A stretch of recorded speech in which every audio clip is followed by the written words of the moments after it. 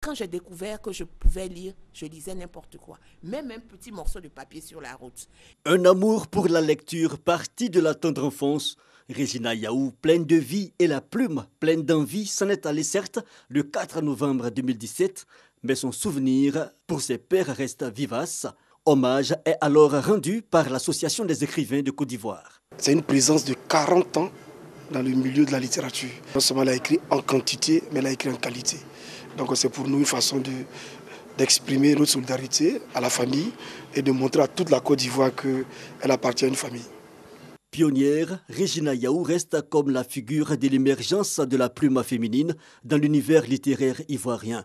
Tout part de la fin des années 70 avec son recueil de nouvelles citadines, puis l'œuvre qui la révèle, Les Oumaris ou Les écueils de la vie en 1982, suivi de plus d'une quinzaine de productions dont La révolte d'Afiba, Le prix de la révolte, Sœur du sang et Ewi Anka en 1988. Comme le mardi et le mercredi étaient jours de travail pour le guérisseur de ce village, cela avait laissé aux femmes le temps de prendre leurs dispositions pour le voyage. Écrivaine militante des libertés individuelles, elle était considérée par certains comme féministe, même si elle s'en défendait.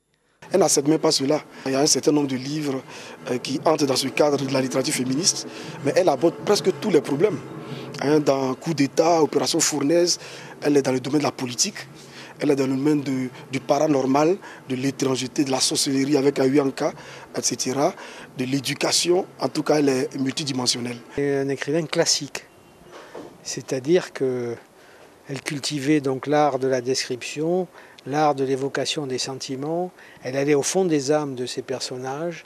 Une certitude, ses écrits ont peint les réalités du temps, la condition féminine, les revers de nos traditions, mais aussi la littérature à l'eau de rose qu'elle explore au début des années 2000. Elle laisse à la jeunesse africaine beaucoup de documents pour la distraction, mais pour également connaître les sociétés africaines. Actuellement, il y a un concours dont la première édition a eu lieu en décembre à Bassam qui porte son nom. Déjà, c'est une façon pour nous de l'immortaliser puisque le prix est là pour toujours. Regina Yaou laisse à la postérité plus d'une trentaine d'œuvres, un accomplissement pour cette passionnée des lettres partie à l'âge de 66 ans. Elle a été honorée par l'État du Côte d'Ivoire en 2014 comme prix national d'excellence pour la littérature.